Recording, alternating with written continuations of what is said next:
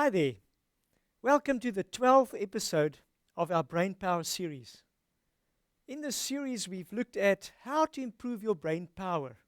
With this session, we're going to look at the power of freedom, real freedom.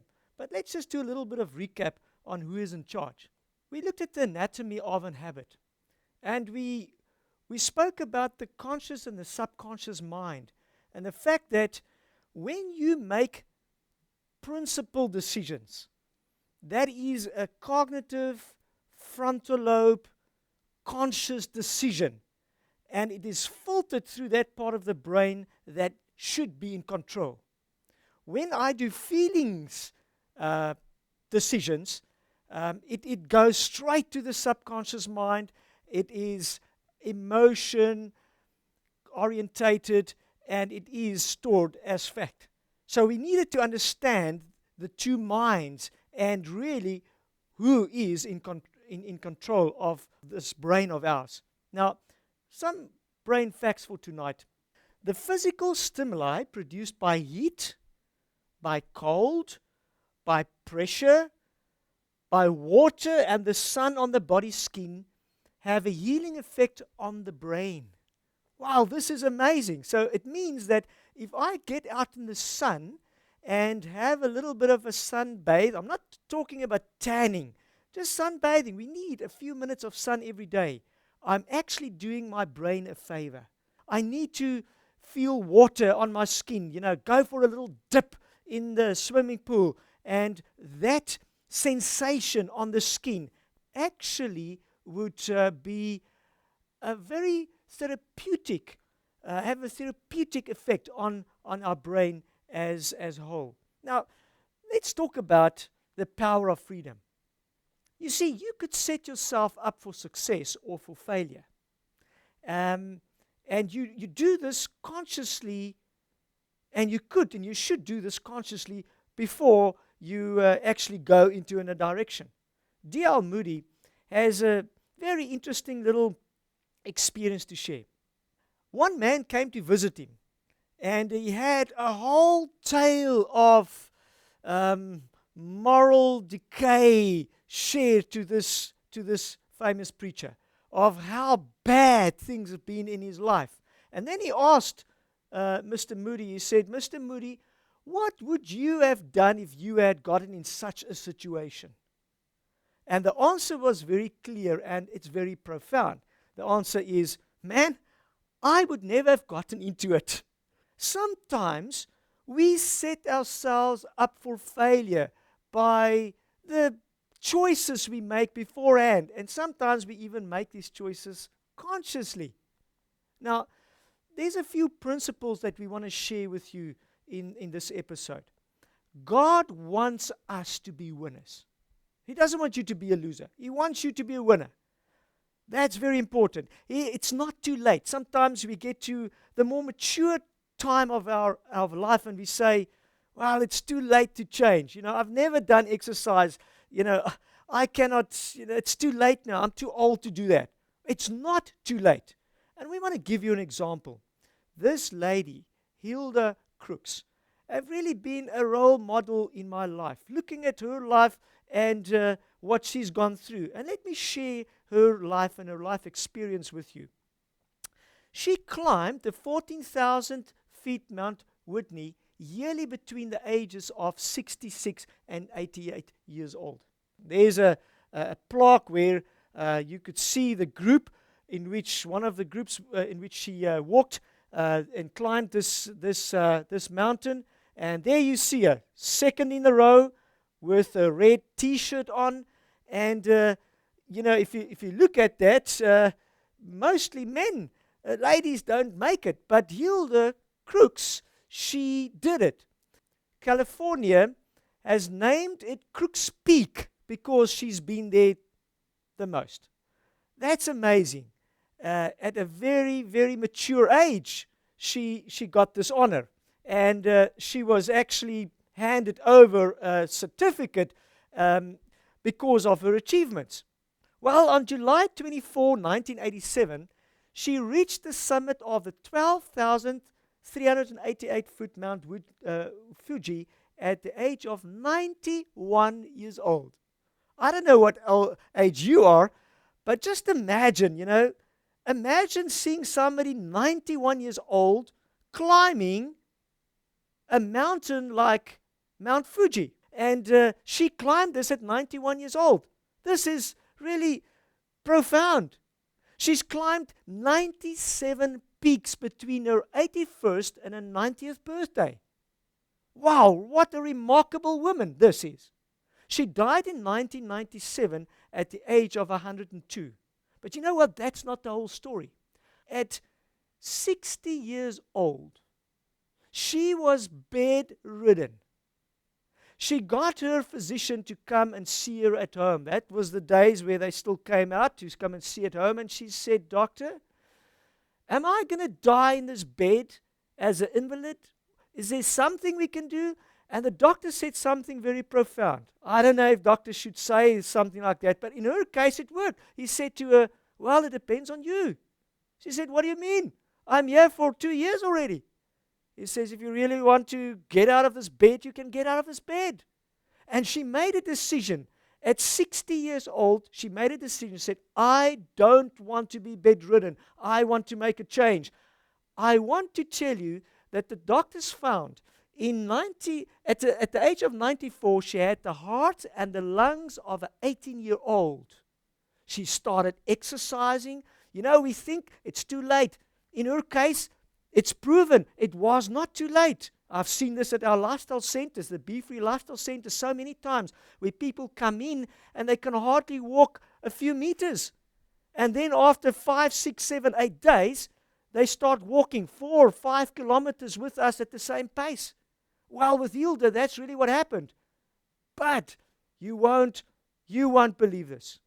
Hilda Crook still holds the world's record in the 10,000 meters marathon of women over 85 years old. Here she is during a campaign where they got some money for a school, and they got sponsors, and she walked on a sponsored route to help to build a school, a Christian school. And when she was asked, "Hilda, what is your secret?" she would give this very, very simple statement. She said, "I believe in a simple diet." Well, I believe in that too. A life free of tobacco and alcohol. Yes, I second that. A deep commitment to spiritual values. Amen. And then a pleasant outlook on life. I'm really working on that one. This is so great. She lived a ripe age of 102 years while she was bedridden when she was 60. The answer is, it's not too late. You can make a change by God's grace. Ask Him to help you. Start getting into a program where you can look after your body and your brain and not just your soul. We do our worships, we do our devotions. That is so necessary. But we need physical activity as well. We need emotional activity. We need social activity as well. Hilda, it was not too late for her to find that joy. I also need to share with you that we need an attitude of integrity. Something really lacking in our society today. We don't have integrity anymore. When we used to take our cars to the mechanics to do some repairs on, we feel comfortable. They know what they're doing. I sense that today I'm a bit hesitant because people have no integrity. They would send your car back with the same problems and would make an excuse why the repairs weren't done. There's no integrity. See, if I really have integrity, I would do all in my might to help my customer to be happy. Well, this is really a big problem. Another pointer I need to give you is it all starts in the mind. Nowhere else. We have seen that a habit starts in the mind. It is triggered by our senses, but there in my thoughts, in my mind, I start with this process. This whole setting yourself up for success starts in your mind. And then there's this issue of deferred satisfaction. And I want us just to abbreviate a little bit on this issue. Deferred satisfaction. You see, we live in a society where it demands instant gratification. I've seen a little girl throwing a tantrum on the floor of one of the supermarkets, and she said, "I want it. I want it now." Mommy said, "No, there is sweeties at home. We're going to have sweeties. You can't take that sweetie." And I really felt for this mother. She was so patient. But little girl threw a tantrum there and said, "I want it now." You know, we want everything now. We don't want to wait for tomorrow. We don't want to work towards something. We want it now. We want gratification now. And this really leads us up to a path of no success. You see, there is deferred satisfaction with achievements on earth, but also achievements by God's grace getting to heaven.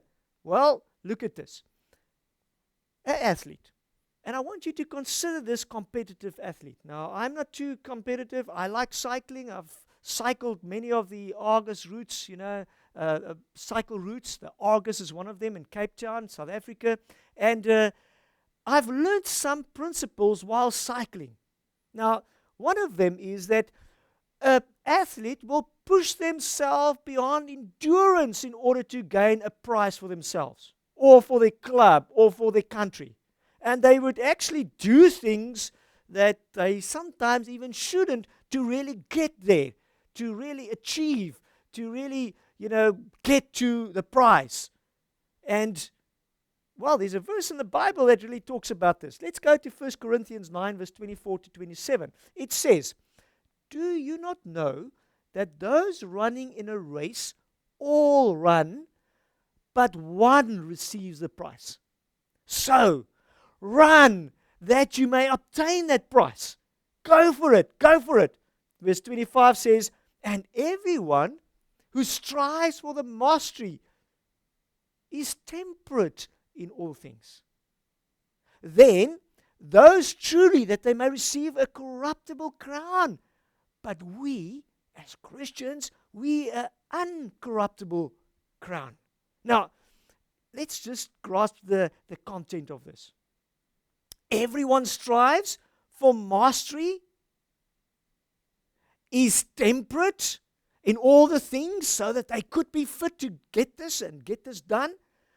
But only those truly that they may receive a corruptible crown. We do this for a little plaque or a little symbol or a little certificate saying we've done this. A little medal, we've done it. A little crown, you've done it. It's a corruptible thing. But then Paul says, we as Christians, we do it, because we do it for an uncorruptible crown. Verse 26 says, "So then I run, not as if I were uncertain." You see, when I'm practicing to get that prize, I am not uncertain about it. I run to get to the end. And so I fight. Not as one who beats the air, beating nothing. I do it for a purpose.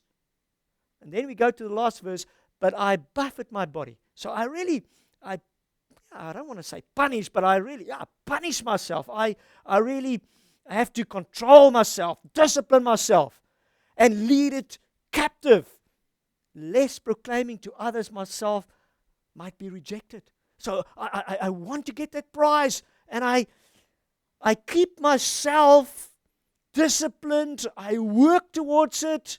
I keep myself captive. I don't eat the things, and that's what athletes do. They don't eat this. They don't do that because that would hinder their performance. Now, when we talk about deferred satisfaction, it means I'm going through this groaning and grasping that goes on as I train. And I don't do this for pleasure. I do it because I want the crown. I want to endure to the end. I want the medal at the end of the day. They're willing to endure suffering now in order to win in the future. Life is like that. If I really want to have success, I would actually allow myself some discomfort, some, yeah, discipline, so that at the end of the day, I would win in the future. You see, I would endure pressure. I would endure denial. It might be food, it might be time spent more social, whatever. I would endure those things. I would endure tough discipline because I want the crown, because I want to end the race. It is outweighed by the hope of winning. So the pressure, that doesn't mean anything. The denial, the tough discipline, that it doesn't matter because I've got a hope in winning. I wish that we could have lived this way in our Christian look to the big prize, and that is heaven, and the real uncorruptible crown at the end of the day. Let's look at the miracle of memory. You know, each little brain cell is a master computer. Unbelievable. We cannot comprehend the enormity of this. It is responsible for coordinating millions of little stimuli that we are bombarded with on a second-to-second basis. All the time we are stimulated. Understanding memory is rapidly becoming more understood. Every day there's more research. There's every day more things that show us, well, this is the root. This is what happens. Let's explore the habit a little bit. You see, when it comes to memory, if an act is repeated, the brain will start growing neural shortcut connections. This is what they call the white matter in the brain. There's this neurotransmitters, and they're all connected. Not physically, but there's a little synapse space between them. And the ones here, the ones there, and they form a whole bundle. If I do this action once, another little strand is added, another strand is added.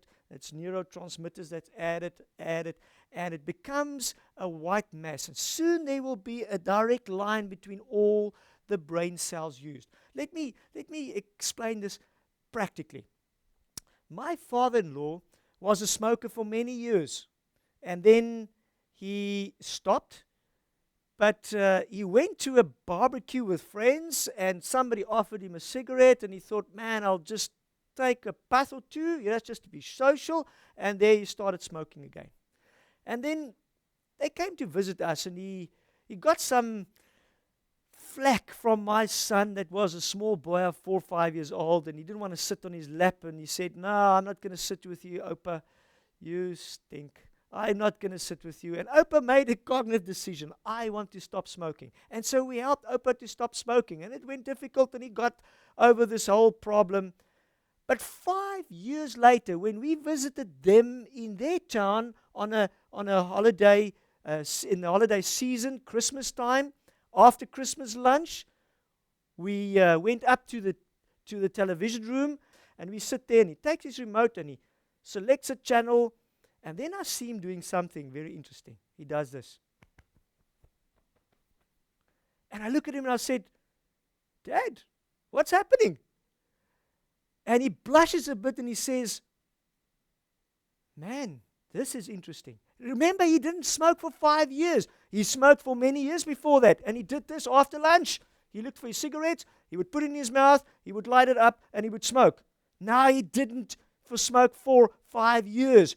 I want you to know that he built little strands over many years. You see, he didn't think to himself, okay, it is now 5:05, I need to smoke. No, there was a pattern that was followed many years. And this pattern is really relayed in this neurotransmitters right there, positioned to do A to Z, not even thinking about it. I said to him, Dad, what do you think would have happened if you had a packet of cigarettes in your pocket?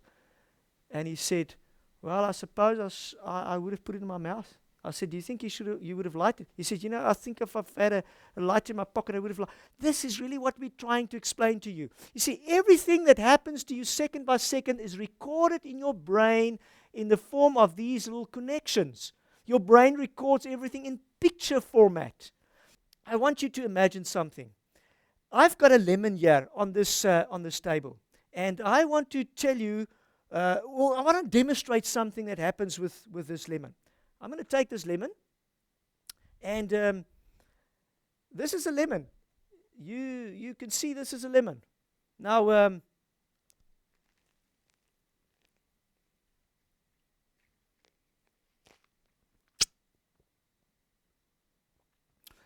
I know if I had my audience right in front of me, and I know that's what's happening where you are looking at, there's some pulls in your face. Now, this was quite a tough little skin to bite through. But I know that where you are looking, there was the sensation of something pulling up here in your jaw, and that's because of the sourness of a lemon. Now, this is how powerful our brains are. You see, you didn't taste the lemon, did you?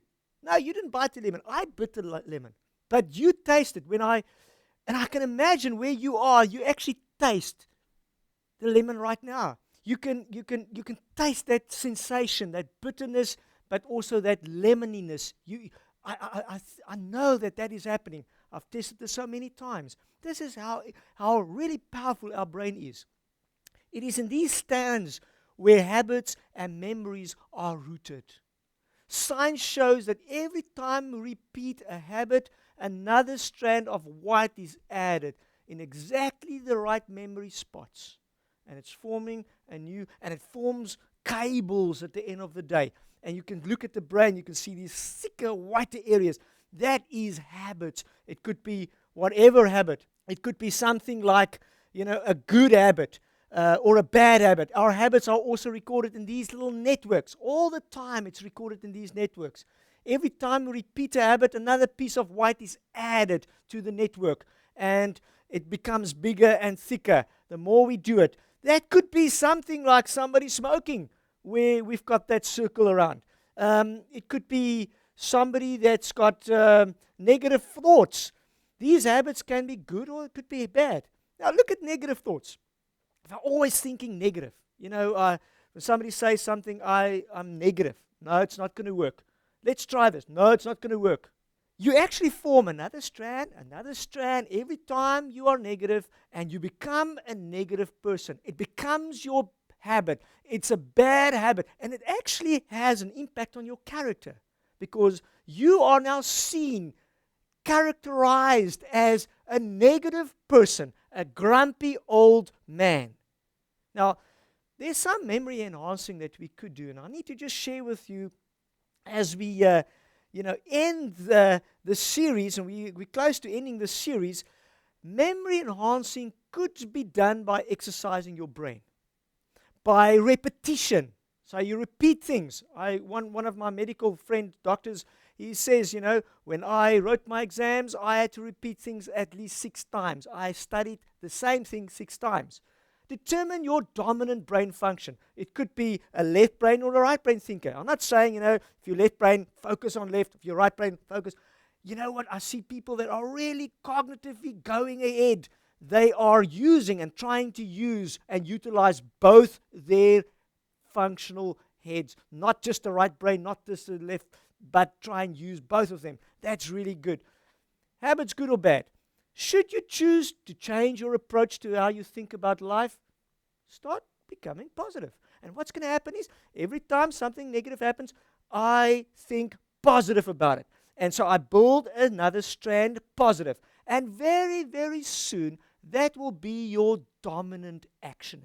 The positiveness would dominate the negative past old man that there was. And this kindness, I can do this, being kind every time, I may be a bit unkind, but be kind every time. And the more you would do this, you would actually build a new register in your brain. That would change really who you are. If you repeat the positive choice 23 times, and a new habit becomes then a dominant one. I want to share this statement with you. It's found in Messages to Young People, page 407. The enemy of righteousness has every kind of pleasure prepared for youth in all conditions of life. And they are not presented alone in crowded cities, but in every spot inhabited by the human beings. Satan loves to secure the youth in his ranks as soldiers. The arch friend well knows with what material he has to deal, and he has displayed his infernal wisdom in devising customs and pleasures for the youth which will separate their affections from Jesus Christ. I want to share a thought with you in closing. Somewhere in your brain, I've got an idea where that is. Using the mind, God communicates with us. He communicates with me. He communicates with you. He wants to restore the original Eden mind in you. He wants to restore it in me. He came to this world in the person of His Son in order to set up a rescue mission to save us. Because, I am lost. But He set up something to save me. He planned success for me long term. We are saved, but not that we might sit back and indulge ourselves in the thought, the Lord has saved me, I'm okay. I want to share Romans 12 verse 2 with you. It says, do not be conformed to this world, but be transformed by the renewing of your mind, in order to prove by you what is that is good and pleasing and the perfect will of God. The characteristics of a new mind is what we're going to discuss in our next episode. We're going to look at those things that would change your whole way of thinking. I want to ask you and leave you with this question. Do you want a new mind? May God help you to have the desire to have a new mind. And at the next session, the next episode, we're going to unpack this new mind so that God can do in us what He really wants to do through us. May God bless you until we meet again.